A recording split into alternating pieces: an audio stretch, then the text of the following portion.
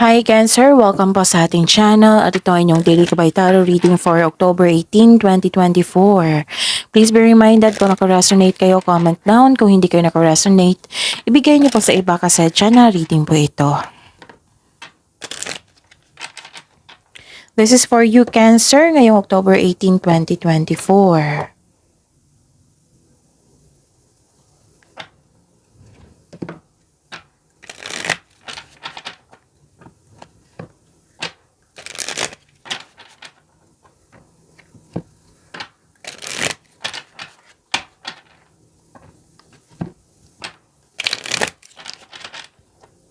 Para po ito sa inyo Cancer ngayong October 18, 2024. Maraming salamat po sa inyo patuloy na suporta at maraming salamat din po sa mga hindi nag-skip ng ads. Gamitin ang reading na ito bilang gabay lamang sa mga hindi pa nag-subscribe. Subscribe na po kayo at click bell notification para malaman nyo na may bago tayong video. Para sa mga gusto magpa-reading po, may lumabas dyan sa screen nyo ngayon. Panoorin nyo po. Kung gusto nyo po iyan, then follow instruction. Calling the attention sa mga suki ko dito na Cancer. Open na po inyong Monthly Gabay Tarot reading for October 2024. May 6 months from now reading tayo at love life reading po. So message me Cancer for schedule. Maraming salamat po. Spirits Guide, mga ganap po para kay Cancer ngayong October 18, 2024. I need 3 cards po.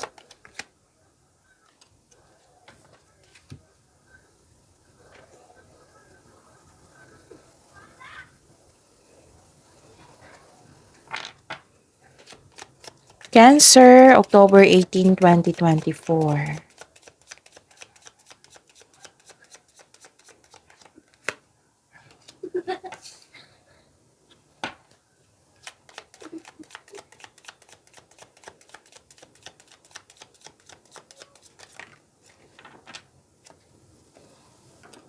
Okay.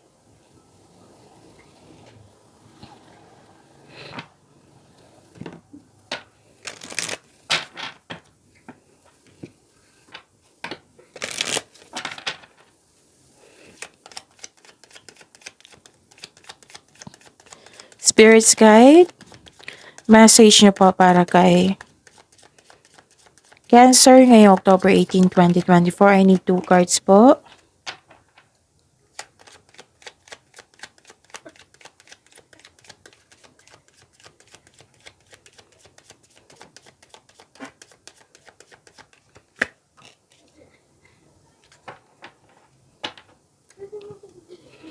Okay, Cancer. Ngayong October 18, 2024, may nakita ko ditong cut off of connection sa isang tao. Pwedeng may tampuhan or loss of connection talaga.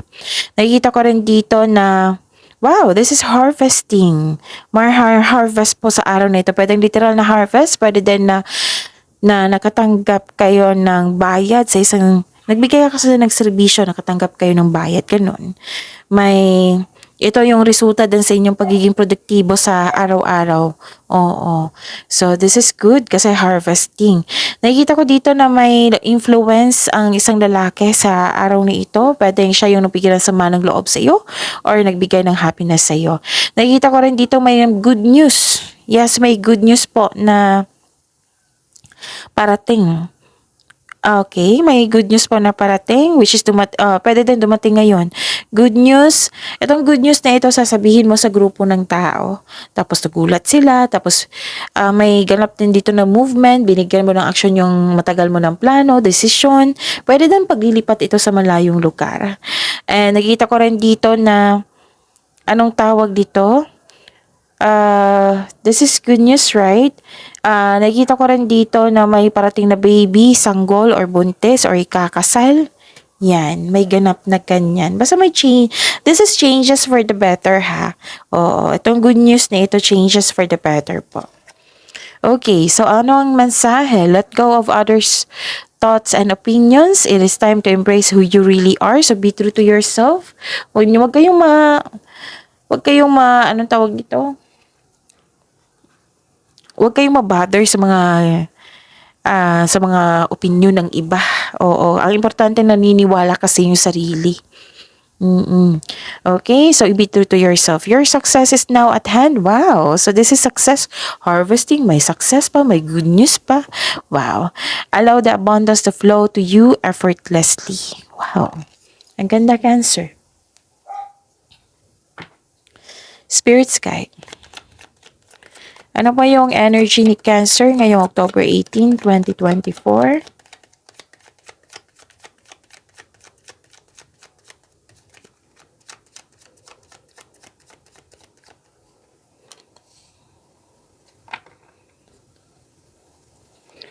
The clarification of this card po.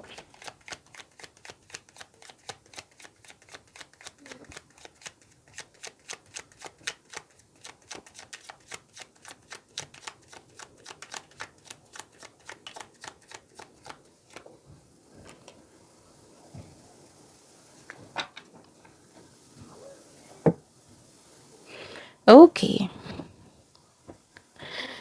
Sa mga may oras dyan, Cancer, kung gusto nyo po ha, panoorin nyo po yung last 4 days kabay tarot reading nyo po. Like for example, napanood nyo ito ngayong October 18, 2024. Panoorin nyo po yung 17, 16, 15, and 14. Kung may narinig o may nakita kayong repeating message, kailangan nyo po iyan bigyan ng atensyon. Kung maaari po ha, kung maaari po, bigyan nyo po ng solusyon at aksyon. Remember, Cancer, at the end of the day, alam mo na ikaw lang ang taong may kakayahan at responsable na gumawa ng sarili mong katotohanan at kinabukasan. So what is your energy? Nakikita ko dito ng may celebration, may yung togetherness. This is also community or busy kayo. Marami kayong ginagawa. May pagdiriwang na may ukol sa'yo. So, spend time and celebrate by people who uplift and inspires you. So, this is a celebration card. It is time to have fun and focus on spending time with your friends and family. This is also means a stress reliever. Cancer. May kakilala akong Cancer na very thoughtful, mahilig sa celebration. Yung sineselebrate talaga yung blessings, ganon, which is very good. So, celebrating with good friends or family is what you need most right now. Pwede din na may ganap na collaboration ha, or makipag-grupo sa'yo. Itong mga taong ito ay buo ang suporta sa'yo. Pwede din magkaroon kayo ng outing. Yes. Okay. Pwede din may ganap ng monthsary, anniversary. Yung achievement po. Achievement ang nakikita ko dito. Okay? So, ano pa?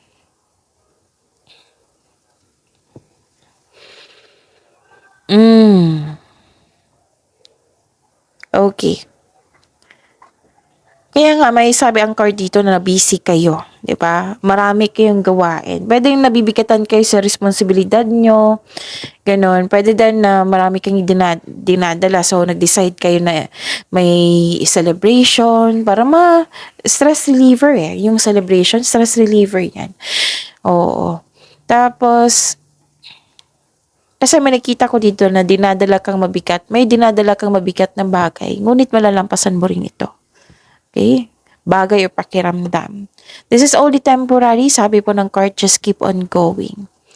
At may paalala ang card niyo po dito, wag po daw kayo mag-say yes kung hindi naman akma sa inyong schedule or hindi na kaya. Kasi nakita ko dito na burnout kayo sa sobrang daming gawain, sa sobrang daming iniisip. Pero mostly ito, gawain to eh. Kasi nagiging creative kayo. Super busy po. Super busy po kayo ngayon. So, yun, makaranas ka ang ilan sa inyo, makaranas ng burnout. And kung hindi talaga kaya, ask for help. Okay? Ask for help. Para hindi mo dala lahat ang gawain. And don't worry, kasi malapit mo naman matapos yung project or mga ginagawa mo dyan. Kaya soon, pwede ka na mag-rest o bakasyon or itong celebration na ito. Ito yung need mo ngayon. So, yun. Actually, this is success eh. The success. Andito. Good news. Harvesting. Kasi, Oh, I consider harvesting to kasi may mga resulta na sa inyong mga ginagawa. And yun, magsilbing learnings to ha. Tandaan nyo yan, Cancer, para hindi na maulit yung ma-burnout ka. Kasi ang hirap niyan yung burnout. Kung ako nga, kung ma-burnout ako, may exhausted ako niyan. Yun, uncomfortable. So, yun. Magsilbing learnings po para next time hindi ka na magtanggap ng mga gawain na hindi na akma sa inyong schedule, ganon. Okay? Magsilbing learnings yan. Spirits guide career and money po ni Cancer ngayong October 18, 2024.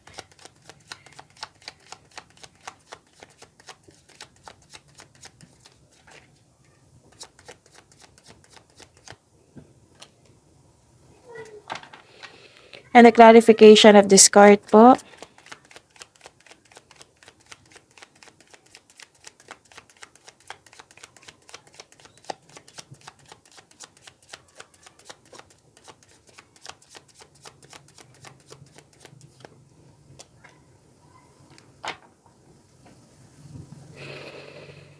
Okay. Sa career and money nyo po, Cancer, naging generous kayo dito. And I believe may natanggap kayong malaking pera. Cancer.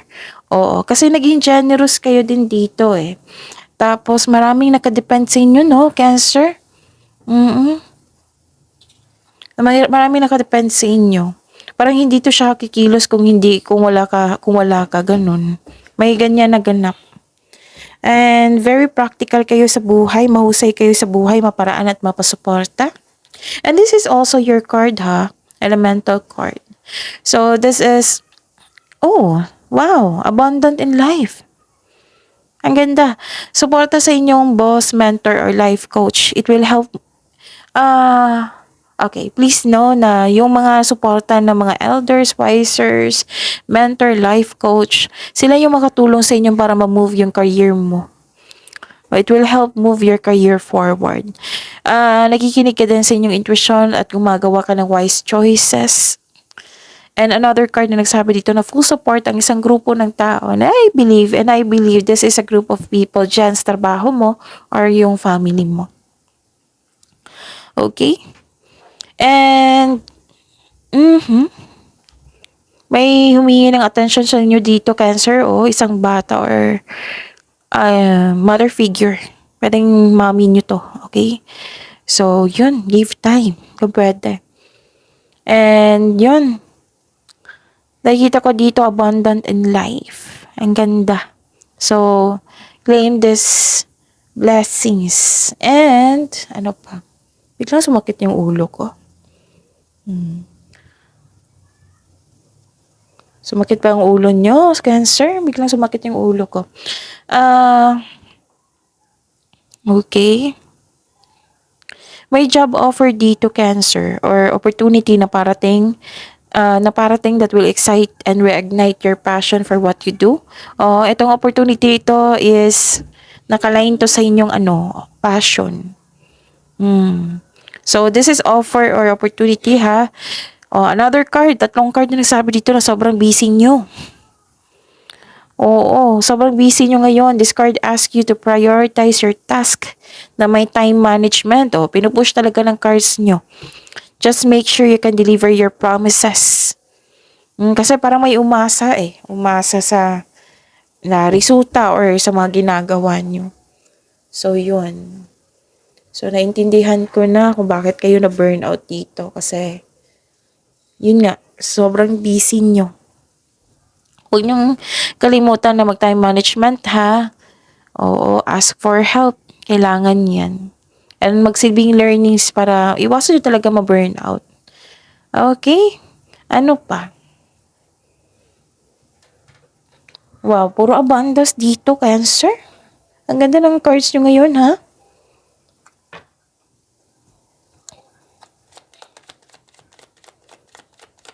Spirit's Guide. Love, life, self-love, partnership, and romance ni Cancer ngayong October 18, 2024.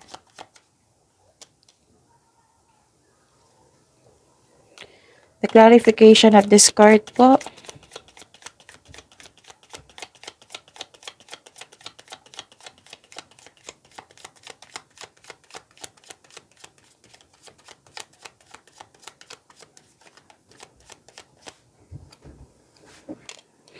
Okay. Maraming salamat po sa patuloy na tiwala suporta sa ating channel. At maraming salamat din po sa mga hindi nag-skip ng ads. May lumabas dyan sa screen nyo ngayon. Panoorin nyo po kung gusto nyo pong iyan. Then follow instruction. Hindi kayo makagawa ng desisyon dito. Bakit naman? Parang napahinaan ka ng loob? Or hindi ka nagkaroon ng hesitation? Nagkaroon ng pagtutol or balakid? Huwag pa daw kayo maniwala sa hindi naman totoo. Kung may chismis dyan, alamin nyo muna kung totoo ba yan or hindi. May concern ka sa isang tao na sobrang taas ng pride. May nakita ko dito na hindi nakikinig sa payo. So this card tells you to clear up and hurt feelings. Mag-uusap po kayo. So improve your communication skills para maging okay na po kayo, Cancer. Magkakaroon ng confrontation nito. So clear up and hurt feelings. Basta ang inyong focus kayo sa pagkakaroon ng pagkakasundo para mabigyan na ng solusyon yan. Adjustment po ay kailangan. Oo. Para mabigyan na ng solusyon yan. Okay, Cancer? At saka, okay, may concern kayo sa isang tao na mahilig magmanipula. Makinig po kayo sa inyong intuition, ha? May sabi dito na makinig kayo sa inyong intuition. And, parang hinahayaan mo yung tao na saktan ka. Bakit naman ganun, Cancer? Sa pag-usapan nyo, para magiging okay na to. Parang nagpapadala ka sa takot, nabibigatan ka sa paggawa ng desisyon. Kailangan mong maging kalma dito at maging balansa dito. Unahin yung balansehin yung emotion nyo. Kasi pagod ka nga sa inyong trabaho dito kasi busy kayo, ha. Full of productivity kayo sa araw na ito. Oo. Ang ganda-ganda ng career and money and energy nyo dito. Pero sa love life nyo, mukhang may tampuhan to. So, pag-usapan nyo. Huwag nyo isipin na kung sino yung tama at mali, kung sino yung panalo at talo, kundi isipin nyo na magkaayos kayo. Adjustment yan eh. Kasi kung connection to sa isang tao, teamwork, dapat yan. You need to be calm and balance first. Balance your emotions also bago ka usapin tong taong ito. Baka kasi mas lalo kang masaktan. Parang ego clashing. Oo, parang ego clashing ito eh. Cancer.